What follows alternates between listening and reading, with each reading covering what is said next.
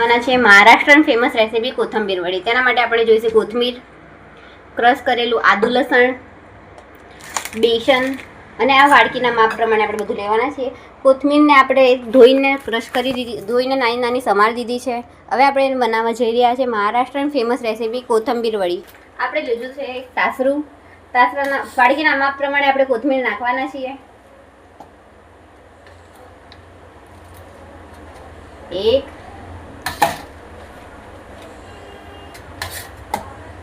જેટલી કોથમીર લઈશું તેટલું જ બેસન લઈશું.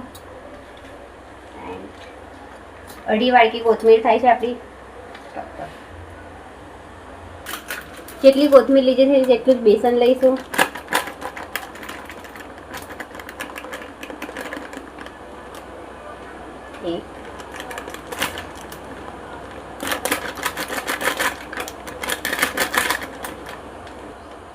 બે અને અઢી ક્રશ કરેલું આદુ લસણ ક્રશ કરેલા લસણ મરચાંમાં નાખી દઈશું. ત્યારબાદ આને બરાબર મિક્સ કરી લઈશું. સ્વાદ પ્રમાણે આમાં મીઠું નાખીશું, હળદર નાખીશું,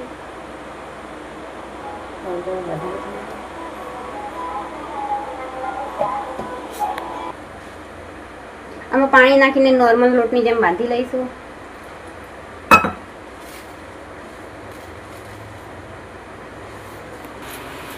અને એક આવી રીતે આપણે લોટ બાંધીને તૈયાર કરી દઈશું. ત્યારબાદ લઈશું એક થાળી અથવા ડીશમાં આપણે તેલ લગાવી લઈશું. કાણાવાળી ડીશ લો તાકી બફાઈ જાય જલ્દી.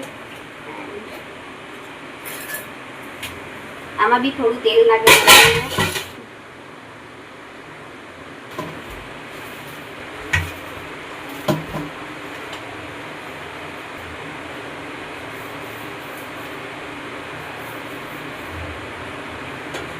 ડીશ ઉપર આમ મૂકી દઈશું. આવી રીતે આપણે બધા કરી લઈશું. આપણે એક તપેલીમાં ચોખ્ખું પીવાનું પાણી ભરી લીધું છે. હવે આને આપણે તપેલી ઉપર મૂકીશું અને એક બીજી તપેલી વડે ડીશ થાળી વડે ઢાંકી લઈશું. હવે આને આપણે ગેસ ઉપર મૂકીશું, પાણી સાથે જ મૂકીશું.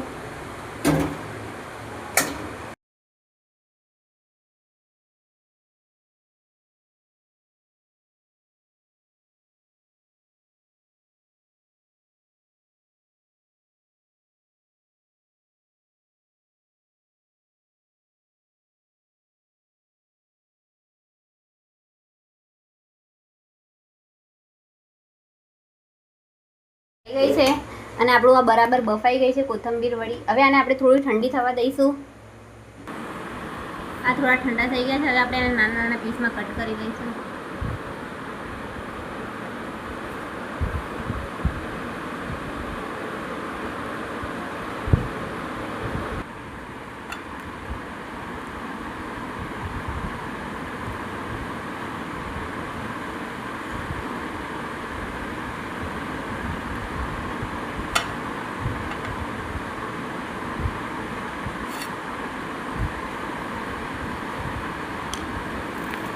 આપણે બધાને નાના નાના કટ કરી લીધા છે. હવે મૂકશું એક કઢાઈ, એમાં નાખીશું થોડું તેલ.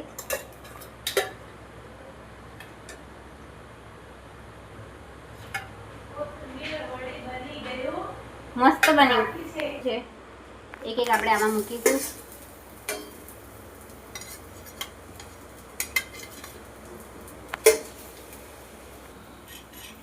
2 મિનિટ આપણે આને થવા દઈશું, સેટ તળાવવા દઈશું.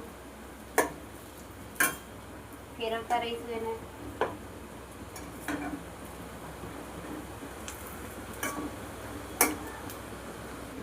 આપણી કોથંબીર વડી લાલ થઈ ગઈ છે. હવે આપણે આને સર્વ કરીશું. આપણી કોથંબીર વડી બનીને તૈયાર છે. આવી જ રેસીપી જોવા માટે ફોલો કરો અને બીજી રેસીપી